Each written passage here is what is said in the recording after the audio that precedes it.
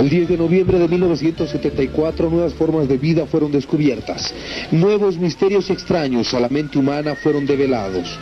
Algunas horas duró este bagaje antes de que lo conseguido por una misión de científicos y publicado por el periódico El Diario, decano de la prensa nacional, fuera enterrado en el olvido. Una misión de científicos europeos a la cabeza del doctor Pitac llegó hasta el lago Titicaca con un pequeño submarino exprofesamente construido para sumergirse en el fondo de las gélidas aguas. Imbuidos de estudios antropológicos y arqueológicos sobre las ruinas de Tiahuanaco y lo que representó su gente, Pitac comenzó su travesía a través del lago Sagrado, muy cerca al santuario de Copacabana.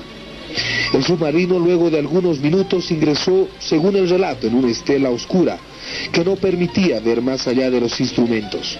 Paulatinamente pasó el tiempo, comenzó a observar animales característicos de la zona del océano, los mismos que de alguna extraña manera se habrían adaptado en las aguas del lago Titicaca. Continuó la misión descendiendo. Reclamando el fracaso, el científico se encontró con una sorpresa que marcaría su vida. Tocó tierra. Fue entonces cuando una especie de caverna se iluminó. Pitac describe haber llegado a una zona totalmente seca, misma que era el inicio de una galería tenuemente cubierta de vapores de coloración distintos. Impresionado por el repentino cambio, manipuló sus instrumentos de comunicación para tomar contacto con la superficie, sin tener éxito alguno. El descubrimiento de este paraje en el fondo del lago Sagrado le llamó la atención, pero lo llenó de temor por lo inexplicable del acontecimiento. En medio de las profundidades encontrarse un lugar totalmente seco. Fue entonces que decidió bajar y enfrentar sus temores. No pasaron más de algunos segundos después de tocar tierra cuando empezó a escuchar una voz, descrita por él mismo como gruesa y parca, la misma que le decía: Langostas multiplicándose pavorosamente por la carrera del neosensualismo y comiendo no solo vegetales, sino todos los productos de los reinos inferiores. Cuando el hombre transponga su endero egoísta, herencias de razas superiores, hombres superados, y que gran parte de ellos habitan otros planetas, y al mérito de su evolución, jamás faltará al hombre lugar para habitar en lo inconmensurable del cosmos. Pasado este contacto auditivo, Pitac quedó anonadado por algunos minutos. Asombrado, después de los mismos, pretendió ir más allá de esta estructura rocosa, encontrándose a metros nada más con un laboratorio de máquinas científicas, hasta ahora no conocidas por el hombre. Instrumentos que fueron descritos por él mismo en los varios relatos que llevó adelante como de otras civilizaciones cósmicas. En pocas palabras, encontró un laboratorio extraterrestre. Las máquinas se encontraban funcionando. No pudo ingresar más allá de este paraje. El tiempo y el temor se lo impidió. Retornó prácticamente ese instante a la máquina, al submarino que lo transportaría nuevamente hasta la superficie. Este relato es totalmente verídico. Se encuentra escrito en el periódico El Diario del 10 de noviembre de 1974. Una vez que la misión europea de científicos se enteró de todo el relato que Pitac vivió en el fondo del lago Titicaca, el gobierno boliviano, por algún extraño motivo, le quitó el permiso para continuar investigando en aguas bolivianas. Este fue el motivo por el que simplemente los descubrimientos asombrosos que llevó adelante el europeo quedaron en el olvido.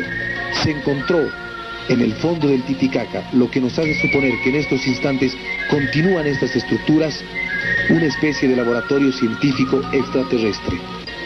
Y no se podrá saber hasta que otra misión científica pretenda seguir los pasos de Pitac. El temor del gobierno boliviano a ir más allá de lo actualmente conocido por el hombre impidió que las investigaciones pudieran seguir adelante.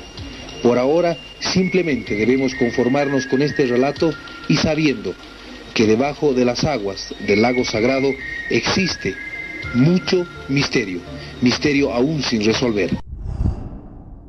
Estamos solos en el universo. Yo parto de un principio fundamental y que me voy a permitir repetir las palabras de un papa, Juan XXIII, cuando dijo una vez: cuán pequeño sería Dios si después de crear este inmenso universo poblara únicamente al diminuto planeta Tierra. Ese no es el Dios que yo conozco. Si tomamos las palabras de un papa y el avance de nuestra ciencia al descubrir cada vez más galaxias, superagrupaciones de galaxias, infinidad de estrellas, trillones de estrellas en el universo, fácilmente nos podemos dar cuenta que no podemos estar solos en el universo. Sería absurdo, tomando en cuenta este análisis del cosmos y del universo, pretender que somos los únicos. Completamente absurdo. No es cierto. Así es. El lago Titicaca, hablábamos hace algunos instantes, presentamos la nota de las inmersiones que hizo Pitaca en 1974, que no fue la única experiencia, porque tengo entendido que muchos años antes ya captaba la atención o llamaba la atención de científicos lo que podía significar los misterios ocultos en el lago Titicaca. ¿Usted tiene algunos referentes sobre esto? Evidentemente, en 1968 se realizó la primera expedición hacia el fondo del lago Titicaca. Esta expedición estaba comandada por Jacques Cousteau, el francés, un investigador más que todo francés, que juntamente con su hijo lograron sumergirse en un par de submarinos pequeños. Aclaramos, esto era en 1968. Ya. Y lo que lograron percibir allá fueron ruinas de una civilización muy parecida a las civilizaciones preincaicas, y una serie de descubrimientos que posteriormente fueron dados a conocer no en nuestro país, sino en la República del Perú y posteriormente en Francia. La información que se dio en nuestro país fue mínima al respecto, solamente se mencionaron que habían descubierto algunas vasijas o algunos vestigios de ruinas y nada más. Posteriormente, en noviembre del mismo año, se hizo otra expedición en Cusco por una misión de científicos también peruanos que pudieron determinar lo que era en búsqueda de un platillódromo, lo que llamaban ellos, que a través de la constante aparición de objetos voladores no identificados en el lugar entre Cusco y Puno, que concitó la atención particularmente de la República del Perú, se llevó a cabo otra expedición similar a la que se hizo en el lago Titicaca el mismo año y casi en la misma fecha, 30 días después, y se pudo determinar a través de geólogos que evidentemente había anormalidades en las explosiones que escuchaban los campesinos, que podían ser atribuidas a objetos no conocidos por el hombre por la fuerza y contundencia como se desarrollaban.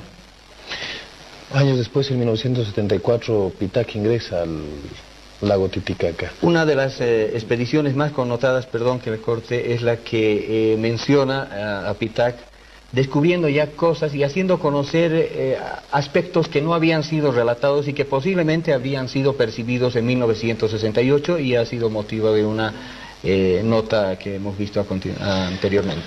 Ingresar hasta el fondo del lago Titicaca, encontrar de pronto una caverna totalmente seca, iluminada por vapores de diferente coloración, hace pensar, según algunos artículos que vienen después del 10 de noviembre de ese mismo año, del 74, que podríamos haber, y yo también lo pienso, por eso que le hago la pregunta, podríamos estar hablando de un paralelismo de universos, podríamos estar hablando de una zona abstraída de la realidad en ese instante o en ese lugar, otra definición a tiempo y espacio quizás.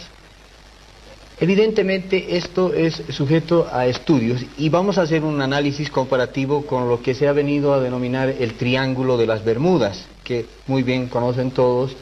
Este lugar específico tiene características sorprendentemente ajenas a lo que el hombre conoce: desapariciones de aviones, desapariciones de barcos, y las personas mismas que afirman haber estado en situación especial al desaparecer un barco o al desaparecer un avión, han experimentado casualmente lo que este investigador ha experimentado en las profundidades del lago Titicaca. Entonces, si hacemos un poquito de comparación, podríamos estar hablando de algo que comúnmente no se habla, pero que se está estudiando a través de lo que se llaman universos paralelos o dimensiones completamente ajenas a nuestro conocimiento, pero que posiblemente sean ciertas y existan. Se habla mucho entre las teorías que se manejan sobre el fenómeno ovni de que no existe en la relación que ellos tienen una definición concreta de lo que es tiempo y espacio, que ya habrían superado de lejos lo que todavía nosotros estamos tratando de entender. En realidad, nuestra ciencia está con miras hacia ello. Las teorías que han sido teorías de hace muchos años atrás van cayendo por su propio peso y se van descubriendo que existen otras realidades que nos rodean que son desconocidas actualmente, pero que las vamos descubriendo. Uno de los físicos más grandes de nuestro tiempo, Stephen Hawking, menciona a través de su libro Universos Paralelos y agujeros baby holes, o sea, agujeros negros bebés, llama él, que el viaje en el tiempo es posible, en teoría. ¿Puertas dimensionales? A través de diferentes formas, pero es posible retroceder en el tiempo y avanzar en el tiempo. En teoría sí él lo ha podido demostrar, solo falta llegar a la práctica. O sea, eso nos responde a la posibilidad de que desconocemos muchas cosas que con el tiempo vamos a hacerlas posibles y tangibles.